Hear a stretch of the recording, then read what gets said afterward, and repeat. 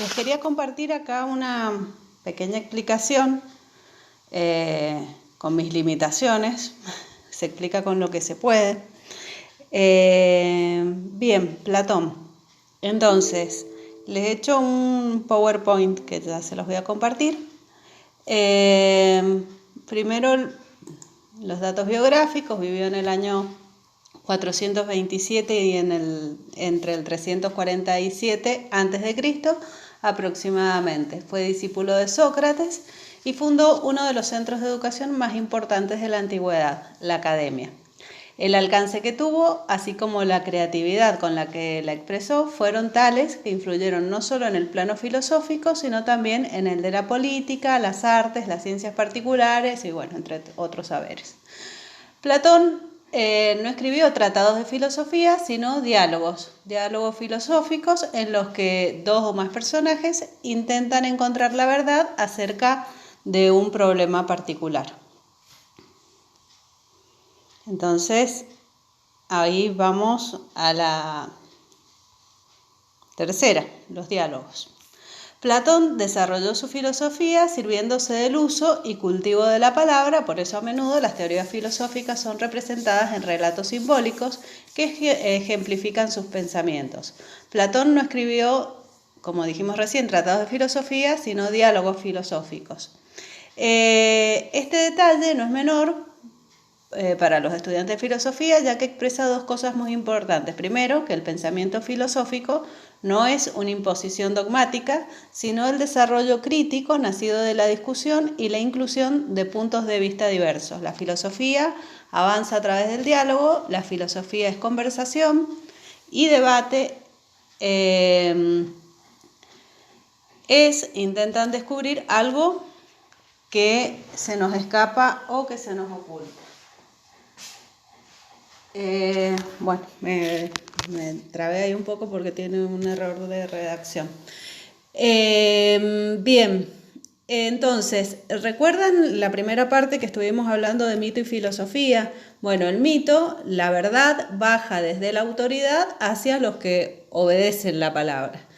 Una característica distintiva que hacía que la filosofía se diferenciara del mito es esta cuestión de que la filosofía no es algo que baja de la autoridad hacia los que reciben la palabra, sino que se da en un contexto de un diálogo entre iguales. Esa era una característica distintiva y que hacía que la filosofía se separara del mito, la relación con la palabra. Bueno, acá se vuelve a ver, la filosofía no es un maestro que le dice toda la verdad al discípulo y entonces el discípulo entiende y ahí queda la situación, sino que justamente es un ir sacando la verdad entre las dos personas. Entonces dice, avanza a través del diálogo, la filosofía es una conversación, es un debate, es descubrir algo que se nos escapa o que se nos oculta. Bueno, he escuchado los podcasts de ustedes que algunos muy interesantes, me gustó mucho primero escucharlos y además se daba ese diálogo entre ustedes y tratando de encontrar a ver qué sentido tiene esto, buscando la verdad. Bien, vamos a la 4. La realidad, ¿es cambiante o inmutable? Platón retoma la problemática iniciada por los filósofos presocráticos Heráclito y Parménides. Y no solo la retoma, sino que la profundiza, intentando dar una solución al problema. Heráclito comprendía la realidad como un cambio incesante, y Parménides señalaba, en cambio, que lo verdaderamente real era lo permanente, lo inmutable. Los dos tenían razón para Platón. Platón dice que los individuos particulares son cambiantes, pero otra parte hay algo inmutable, algo común en todos los individuos particulares y cambiantes que permite reconocerlos como un conjunto, el concepto universal. Por ejemplo, el concepto de lo humano. El concepto se mantiene constante porque no cambia y se aplica a todos los individuos y en este sentido es universal y permanente. Entonces, en las personas, si bien yo tengo Carla, Juan, Augusto, puedo identificar qué es lo que hace que eso sea persona. Y eso es lo que no cambia y es el universal. Entonces, la realidad tiene algo de cambiante en cuanto a que yo puedo ser bajita o puedo tener piel clara y otro puede tener rulos y ser alto, y sin embargo los dos vamos a ser seres humanos.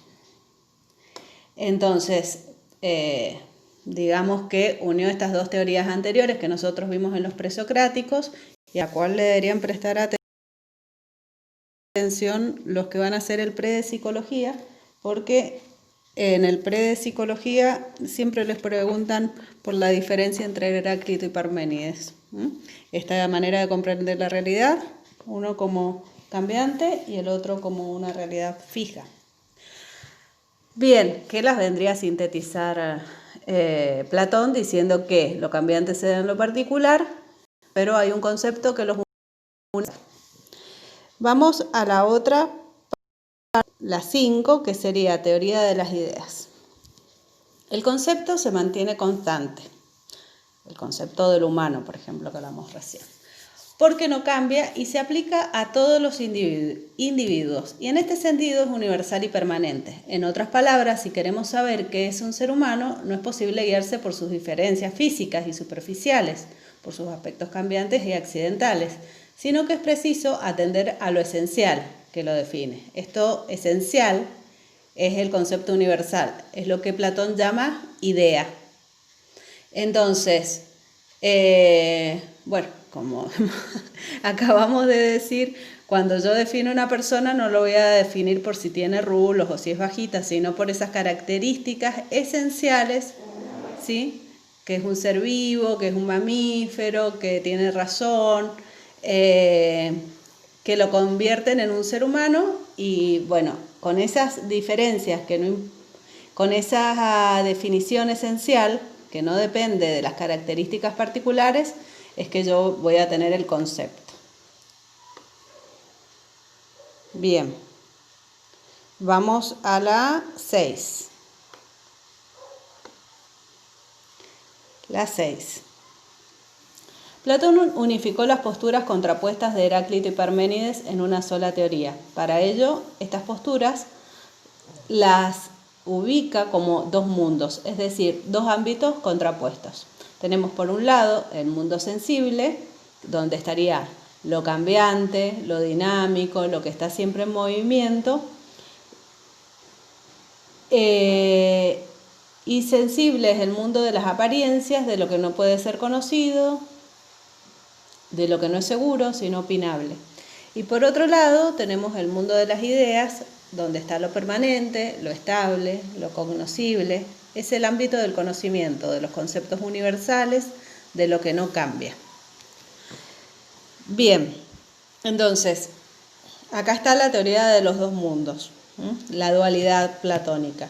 Está por un lado el mundo sensible, que obviamente es en el que habitamos nosotros, y en otro lugar, posiblemente en el cielo, está el mundo de las ideas. Nuestra alma habita en ese mundo de las ideas originariamente y luego vaga un tiempo por el cielo, digamos, y hasta que se encarna en un cuerpo terrestre. Cuando se encarna en un cuerpo terrestre, cuando se encarna en el cuerpo celeste, bueno, llega la existencia sensible que tenemos nosotros, donde reina ¿qué? Lo cambiante, lo dinámico, lo confuso, lo perecedero, lo que no es estable, lo que no es seguro, donde se da la muerte, porque la muerte se da en el cuerpo, no se da en el alma para Platón. Entonces, todo el sufrimiento se da en este ámbito sensible. En cambio, ese mundo de las ideas, donde nuestra alma habitaba originariamente y donde no existían las carencias y el conocimiento era total, ese mundo es perfecto, es permanente, es estable, el conocimiento es absoluto. Y bueno, después ustedes, todo este contenido es de los apuntes que ustedes tienen. Y ahí entre los apuntes tienen que habla de la teoría de la reminiscencia. ¿Y en qué consiste? En que uno, como estuvo participando de ese mundo de las ideas, que es perfecto, claro, distinto y donde el conocimiento es absoluto, nosotros tenemos el conocimiento de todo. El tema es que no lo recordamos, porque al caer en el cuerpo material uno olvida. Entonces, la teoría de la reminiscencia es que uno, con las situaciones y las preguntas adecuadas, puede obtener ese conocimiento que ya está en nosotros, según Platón. Entonces, es recordar. Bueno, fíjense si les sirve cuando tengan algún examen. Por ahí ya lo saben todo. Bien, vamos a las 7. Acá las 2 columnitas. Bien, lo que está acá son son las características, lo mismo que les dije recién. Tenemos el mundo de las ideas, ¿cómo es? Y ahí está lo permanente, lo estable, lo cognoscible, es el ámbito del conocimiento, de los conceptos, de los universales, de lo que no cambia. En el mundo sensible, lo cambiante, lo dinámico, lo que está siempre en movimiento. Nosotros vivimos en el mundo de las apariencias, de lo que no puede ser conocido de manera absoluta, ¿no? De lo que no es seguro, sino opinable. Entonces, en el mundo sensible se da la opinión y en el mundo de las ideas se da la ciencia. Bien, y nuestro camino va a tender hacia la ciencia, desde lo más básico que es lo opinable hacia la ciencia. Bien, entonces, fíjense que la idea del amor platónico surge de acá, o sea, platónico, y se refiere a que nosotros en el mundo sensible no vamos a tener el amor. ¿Qué vamos a tener? Una apariencia del amor, algo que no es seguro, algo que es cambiante, algo que termina. ¿Pero por qué? Porque en realidad no tenemos el amor. El amor solo se da como un anhelo, porque el amor, ¿dónde existe? El amor existe solo en el mundo de las ideas. Bien. Así que de ahí viene el amor platónico. El amor platónico no se va a realizar nunca. No es el amor platónico, es un momento y después se da un amor real. El amor platónico es su naturaleza, no será accesible en esta vida. Bueno, acá hay otro cuadrito donde se vuelve a caracterizar las ideas según el ámbito de existencia, si existe en el mundo sensible o en el mundo de las ideas. Las ideas es una idea de belleza, es una idea de amor, no hay muchas ideas de amor, ¿sí? En el ámbito de las ideas se da lo único, lo inmutable, lo idéntico, lo intemporal, lo necesario, lo participativo, el modelo, lo independiente, las realidades perfectas. En cambio, en el mundo sensible todo es múltiple, mutable, temporal, copias, dependientes, se dan fenómenos imperfectos. Bien.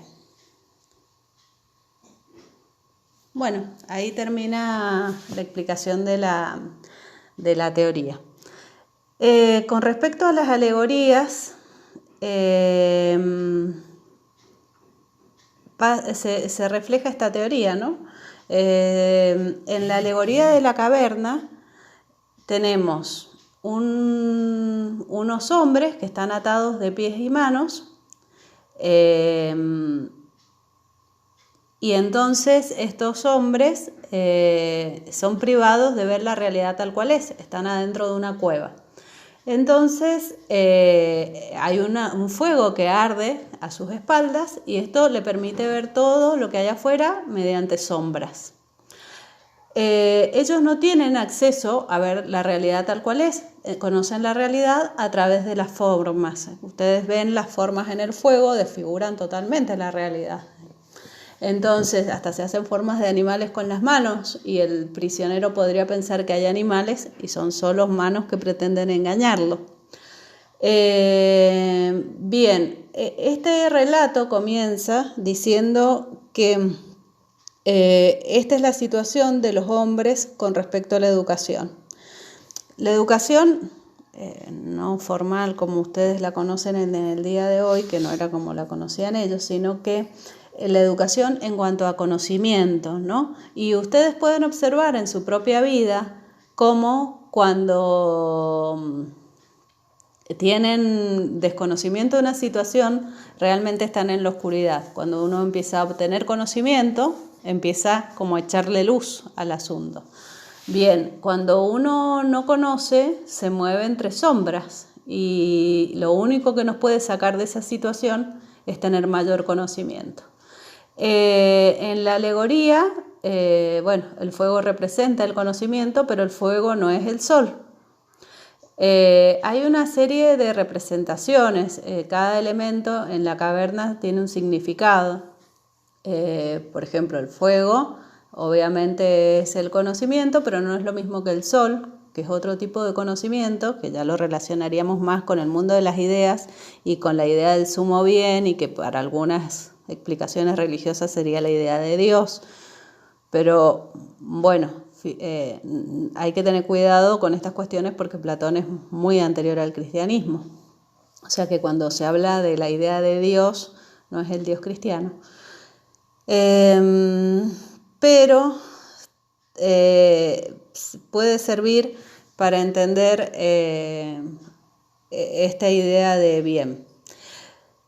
Por otro lado, las cadenas, cada uno utiliza la alegoría, porque son metáforas para la situación de cada problema. Entonces, las cadenas es la ignorancia, principalmente, y bueno, son nuestros tabúes, nuestros prejuicios, nuestras carencias, que nos mantienen encadenados a seguir viendo eso que no es, ¿sí?